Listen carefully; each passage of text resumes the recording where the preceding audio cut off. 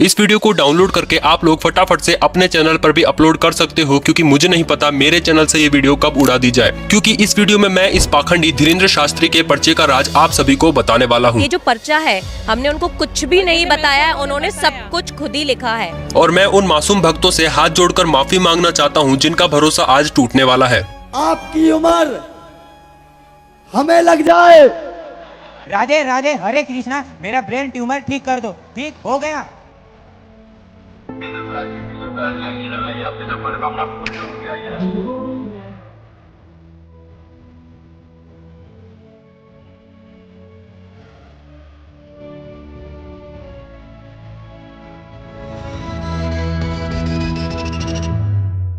वो राज जो mind readers news channels आज तक पता नहीं लगा पाए, वो इस वीडियो में मैं आपको बताने वाला हूँ। इस वक्त मैं चाहती हूँ कि आप धीरेन्द्र शास्त्री को जी, सुने। जी सुनते और मुझे ये बताइए कि वो इस वक्त जो कर रहे हैं वो क्या है।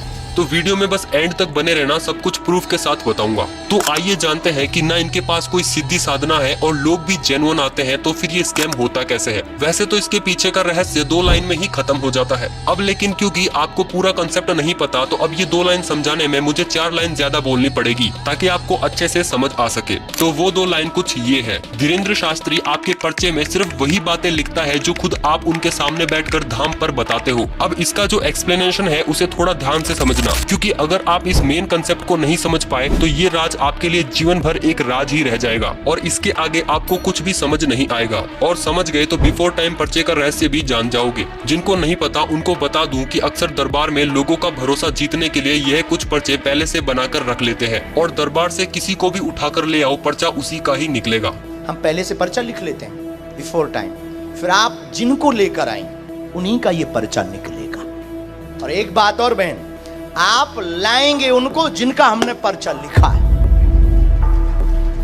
तो आइए समझते हैं। धाम पर रैंडमली जिसकी भी अर्जी लगती है वो भक्त मंच पर आता है। धीरेन्द्र शास्त्री उसका पर्चा लिखते हैं और तख्ती पलटकर पूछते हैं क्या प्रश्न लेकर आए हो। वो भक्त उन्हें सब कुछ बताता है और फिर धीरेन्द्र शास्त्री उसे पर्चा दिखाते हुए वही सब कुछ बोलते हैं जो उसने बताया होता है। लेकिन लेकिन लेकिन यहाँ पर है मेन ट्विस्ट। यहाँ पर चीज नोटिस करना, वो सिर्फ बोल कर बताते हैं, ना कि पढ़कर। शब्दों पर ध्यान देना। अभी तक जो वो बोल रहे हैं ऐसा कुछ भी पर्चे पर नहीं लिखा, और वो सिर्फ वही सब कुछ बोल रहे हैं जो सामने बैठे भक्त ने उन्हें बताया था। अब आप लोग सोच रहे होंगे कि अगर इन्होंने पर्चे पर कुछ लिखा ही नहीं तो उसने पढ़ा क्या। और सेकंड क्वेश्चन, जब पर्चा कैमरे में दिखाते हैं तो उसमें वो सब कुछ कैसे लिखा होता है। कंफ्यूज होने की बिल्कुल भी जरूरत नहीं है, अभी समझाता हूँ प्रूफ के साथ। जब भक्त मंच पर जाता है तो धीरेन्द्र शास्त्री उसके पहनावे या बॉडी लैंग्वेज को देखकर 2-3 लाइंस पर्चे पर लिख देते हैं, ताकि पर्चा पढ़ाते समय भक्त को कुछ लिखा हुआ दिखाया जा सके। और कुछ ऐसे सवाल ब्लैंक छोड़कर लिखे जाते हैं जिनके जवाब भक्त के बताने के बाद पूरे कर लिए जाते हैं। वो इस बात का पूरा ध्यान रखते हैं कि पर्चा भक्त के द्वारा ना पढ़ा जाए। अगर भक्त ने पढ़ने की कोशिश भी की तो उनकी अशुद्ध लिखावट के कारण वो उसे नहीं पढ़ पाता। इसमें सबसे इम्पोर्टेंट रोल उनकी गंदी लिखावट, आधे अधूरे सेंटेंसेस और पर्चा दिखाने के एंगल का होता है। धीरेन्द्र शास्त्री भक्त को पर्चा पढ़ाते समय केवल उनके पर्चे पर उंगली चलाते हुए वही सारी बातों को दोहराते हैं जो भक्त उन्हें बताता है। माँ को स्वास्थ्य की समस्या, घुटना व पैर में दर्द असहनीय रहता है। टिकट कंफर्म नहीं हुई थी। हाँ, क्योंकि माता जी का थोड़ा सा वो रहता है कि मैं तो खड़ा होकर आ जाऊँ, लेकिन मम्मी का हाँ दिक्कत सीट होगी। मिल जाए तो ठीक है। अपने भविष्य की अर्जी लेकर के आए हैं। कैरियर व्यापार में आपका उज्जवल होगा। आप जाकर के व्यापार डालें। नौकरी योग में योग नहीं है। और मैंने गवर्नमेंट जॉब की तैयारी की थी कई साल से, उसमें मेरे को कामयाबी नहीं मिली है। बेटा के पैर में दिक्कत बनी हुई है, नस में दर्द बना है, इसलिए वह जॉब में सफल नहीं हो पाया। वह जॉब की तैयारी से वापस आया है। बच्चे की कुछ तकलीफें हैं, मिलिट्री एकेडमी से वापस आ गया, पैर दर्द उसके हाँ सभी खुशहाली चाहते, पूरा घर आपका परेशान है। दरबार में पूरे परिवार की अर्जी लेकर आए। शारीरिक, मानसिक, आर्थिक बहुत सारी परेशानियां बहुत दिनों से चल रही है पूरे परिवार में। हालांकि उस दौरान पर्चे में ऐसा कुछ भी नहीं लिखा होता। जैसे ही भक्त केवल सुनने मात्र से प्रसन्न हो जाता है, धीरेन्द्र शास्त्री समाधान या मंत्र लिखने का बोलकर तुरंत पेन उठाकर वो खाली स्थानों पर भक्तों द्वारा कही गई बातों को कम शब्दों में पर्चे पर उतार लेते हैं। यही कारण है कि धीरेन्द्र शास्त्री ने आज तक कभी भी भक्तों की समस्या बताने के तुरंत बाद या पर्चा एडिट करने से पहले पर्चा कैमरे पर नहीं दिखाया, और कहीं दिख जाए तो समझ लेना वो बंदा स्क्रिप्टेड है। और आप प्रूफ के लिए यूट्यूब पर मौजूद कोई भी वीडियो उठाकर देख लो, वो पर्चा पढ़ने के तुरंत बाद पेन उठाकर पर्चा एडिट करने में लग जाते हैं।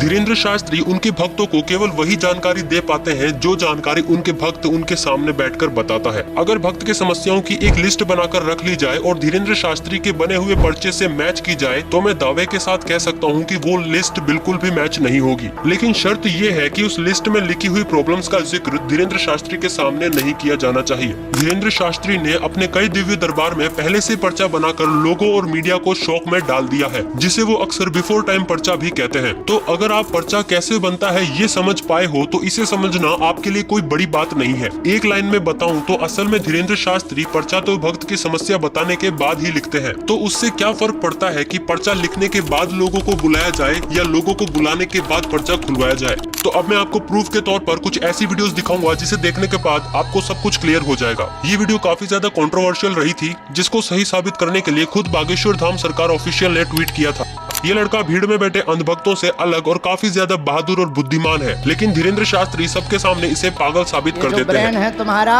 ये तुम्हारा सनका हुआ ब्रेन है, तुम 2 कौड़ी के पढ़े लिखे हो। सबूत के लिए ये वीडियो काफी है, लेकिन फिर भी मैं आपको इसके अलावा आगे और भी सबूत दूंगा। एक बार के लिए इस वीडियो को एज अ प्रूफ के तौर पर समझते हैं। सबसे पहले धीरेन्द्र शास्त्री इस व्यक्ति का पर्चा बनाते हैं, फिर उससे प्रश्न पूछते हैं। बोलिए क्या समाधान पाना चाहते हैं बालाजी से? नोट करना ये क्या इन्फॉर्मेशन देता है। मुस्लिम लड़की से बहुत प्यार करता हूँ, मैं ब्राह्मण हूँ और वो मुस्लिम है, तो आपको क्या लगता है? इसके अलावा नहीं, अगर आ रही हो तो आने दो। नहीं आ रही हो, नहीं, अभी बहुत सारी चीज़ें हो चुकी हैं। अभी रिसेंटली उसकी शादी हो गई 5 महीने पहले। अब धीरेन्द्र शास्त्री इसे पर्चा पढ़ाते हैं उसी एंगल से ताकि वो ना पढ़ पाए, और जैसे इसने पढ़ने की कोशिश की पर्चे को ऊपर कर लिया। केवल देखने चले आए थे, आशीर्वाद लेने आए थे, स्वतः ही बोलने लगेंगे लव के बारे में। चिंता ना करें, वहाँ नहीं प्राप्त होनी है, न लफड़ों में पड़े। मैं देखूँ इसे? जब इसने कहा कि मैं देखूं, दिखाने की बजाय बार बार उंगली फेर कर बस उसे पढ़ा रहे थे। देखने चले आए, आशीर्वाद लेने आए, स्वतः ही बोलने लगेंगे लब के बारे में, वहाँ नहीं होना। लास्ट वर्ड देखना चाहूँगा। लास्ट वर्ड ये है, ओम बम बिराय नमः, बोलने लगेंगे कृपा आशीर्वाद। बराबर देखना चाहूँगा मैं उसे। हाँ, स्वतः बोलने लगेंगे लब के बारे में कहेंगे, कुछ पढ़ लिया, पढ़ लिया, पढ़ तो लिया, लेकिन मुझे नहीं होगा तो नहीं होगा। स्वतः बोलने लगेंगे लब के बारे में, नहीं होगा। इसमें लव के बारे में कहाँ लिखा हुआ है? लव के बारे में बोलने लगेंगे, लब के बारे में कहेंगे। यहाँ लव मुझे नजर नहीं आया। इसने कहा लव वर्ड पर्चे में नहीं दिखा, दिखेगा भी कैसे, लिखा ही नहीं। स्वतः बोलने लव कहाँ है? ये लव नहीं है, वो आपने घुमा अब देखो कैसे उनकी टीम का मेंबर खतरा महसूस होते ही फ्रेम में आ गया। महाराज इसमें लव कहीं नहीं है। मैं फिर कहता हूँ, मैं पढ़ लेता हूँ, मैं मास्टर्स डिग्री में हूँ। कोई भी पढ़ा लिखा आ जाए। लो भैया, पढ़ा लिखा पहले ही तैयार बैठा था। केवल देखने चले आए, आशीर्वाद लेने स्वतः बोलेंगे लब के बारे में कहेंगे। लव के बारे में कहेंगे। और आए, और आए, केवल देखने चले आए, आशीर्वाद लेंगे स्वतः बोलेंगे लब के बारे में। भीड़ में से लड़की को बुलाया गया लव वर्ड पढ़ने के लिए। इसने कहा मेरा पर्चा भी बना दो, और वो बैठ गई। भगाने के लिए बाबा के टीम मेंबर ने कहा दीदी आपने लेदर का बेल्ट पहन रखा है। क्या लगेगी बुलाए? भाई मुझे नहीं दिख रहा, आपने शर्ट के नीचे बेल्ट देख कैसे लिया? एक्सरे विजन लगा रखी है क्या आंखों में? और दूसरी चीज, पंडाल में भजन स्टील की ढोलक बजा के करते हो क्या? वो भी तो लेदर का ही है। कुंज बिहारी के चरण, Radha Rani. Okay, come to the point. अभी एक और बुलाओ, जिसको आप बुलाओ। नहीं, नहीं, हम नहीं मानेंगे। मेरी मम्मी को बुलाया जाए। माइक में बुलाने पर इनकी माताजी नहीं आती, फिर ये भीड़ में मम्मी को बुलाने के लिए जाता है। यहाँ से चाहे जहाँ से जाओ, लेके आओ। कुछ देर बाद इनकी मम्मी मंच पर आ जाती है, लेकिन भीड़ के कारण उसे आने में समय लगता है। आपका ही बेटा है। उसी बीच इनकी माताजी धीरेन्द्र शास्त्री को बिना माइक के ये जानकारी दे देती है कि उसके बेटे की शादी हो रखी है और उसकी 6 साल की बच्ची है। समझदार के लिए इशारा काफी है। ये सब जानने के बाद धीरेन्द्र शास्त्री को बचने का मौका मिल जाता है और वो तुरंत जनता को कहते हैं, सब लोग बैठ जाओ, अब और मजा आएगा। आपने एक सनातन धर्म के नाम पर धमकियां देने की दुकान खोली। ये साधु की भाषा तो नहीं हो सकती। तो बाजी पर माताजी आपकी है। बिल्कुल मेरी माता जी। अब इनको पढ़वा दें।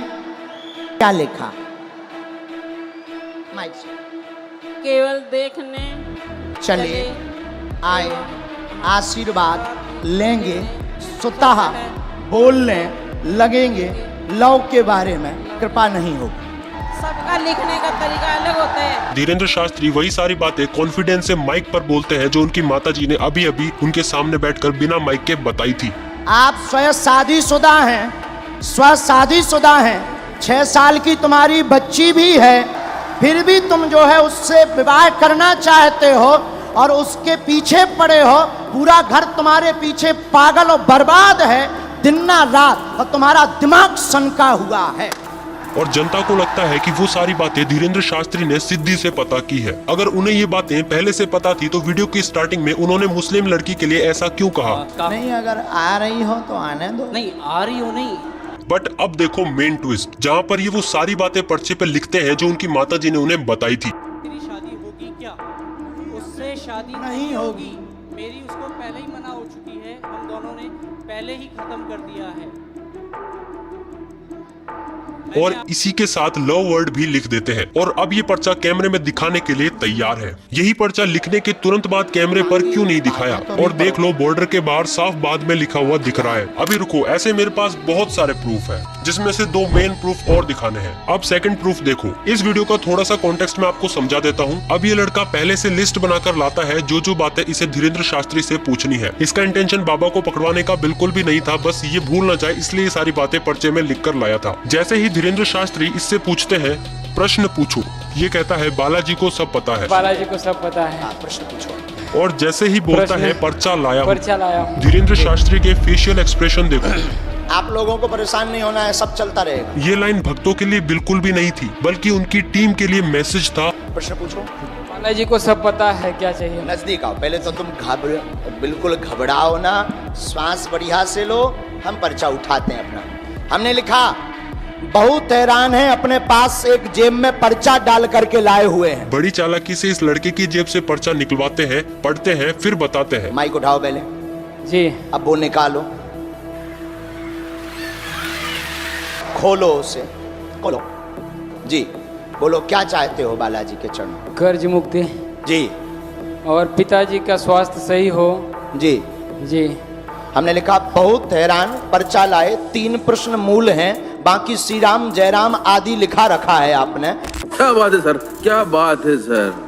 तो नेक्स्ट बढ़ते हैं हमारे लास्ट प्रूफ पर, जो कि काफी ज्यादा इंटरेस्टिंग है। ये वीडियो भी काफी चर्चा में रहा था, जिसमें एक पत्रकार मोजो स्टोरी यूट्यूब चैनल से आता है और धीरेन्द्र शास्त्री को चैलेंज करते हुए कहता है, पत्रकार हूँ मैं, जिसको लेके आऊंगा क्या आप उसकी अर्जी बता पाएंगे? और धीरेन्द्र शास्त्री चैलेंज एक्सेप्ट करने की बजाय इसे बुला लेते तुझे हैं। बोलने का तमीज ही नहीं है। तैं भी ये थे, आजा आजा, ओ बेटा आजा, तैं ही आए थे। ये इससे 2-3 सवाल पूछते हैं, फिर वही सेम क्वेश्चन जो सबसे करते हैं। तुम्हें क्या पूछना है? वही लिखा है।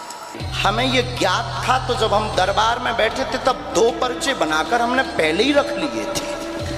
पढ़, ये तेरा इतिहास। और फिर कहते हैं, ये क्या लिखा है?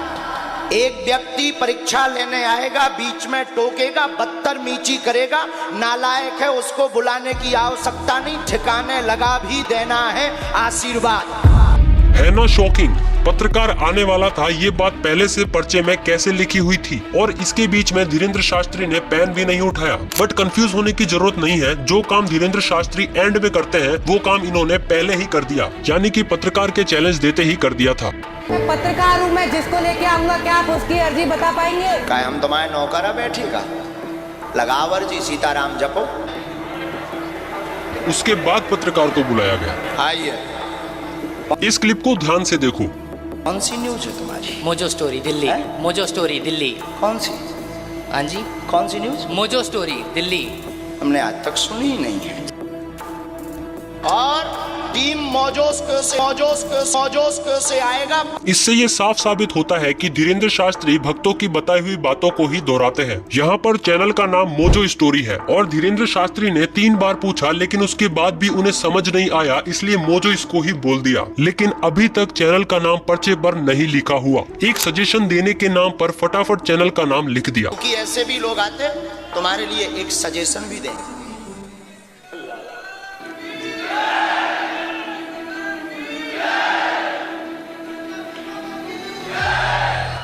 ये वो पर्चा है जो आप स्क्रीन पर देख सकते हैं। पर्चे में एक पेन का रंग दूसरे पेन के रंग से अलग है। ये लाइन उसने मेरे सामने लिखी। एक सलाह देना चाहता हूँ। सलाह में क्या लिखा कि आप एक अच्छे आदमी हो, न्यूज़ बढ़ाने के लिए यहाँ आए हो, और जनता के सामने ऐसे प्रिटेंड किया जैसे कोई सीक्रेट लिख दिया हो। टीवी पर दिखाओ ये पर्चा, नीचे वाली लाइन छिपा देना। आप ही छिपा दो नीचे वाली लाइन, उन्हीं को दो, वही छिपा देंगे। नीचे वाली लाइन छिपा दो। तो वीडियो ज्यादा लंबी ना हो, इसलिए फर्स्ट पार्ट को यहीं पर खत्म करते हैं और सेकंड पार्ट में हम ये जानेंगे कि लाखों लोगों की भीड़ में से ये लोगों का नाम लेकर कैसे बुला लेते हैं। ये काफी इंटरेस्टिंग वीडियो होने वाला है, क्योंकि इसमें धीरेन्द्र शास्त्री ने वाकई में टेक्नोलॉजी का गजब इस्तेमाल किया है। तो चैनल कहीं गुम न जाए, इसलिए चैनल को सब्सक्राइब कर देना। तो मिलते हैं नेक्स्ट वीडियो में। जब तक के लिए अपना ध्यान रखना और ऐसे पाखंडियों से बच कर रहना। वो लोग इतने लोगों को बेवकूफ बनाकर अपना बिजनेस कैसे चला रहे थे? एक ताबीज बांध दो तो लोग कुछ भी मान लेते हैं। हमें लगता है काली बिल्ली से किस्मत खराब होगी। सब चाहते हैं कि उनके साथ अच्छा हो, सबको डर होता है कि उनके साथ बुरा ना हो जाए। ये डर इंसान को कुछ भी मानने पर मजबूर कर देता है।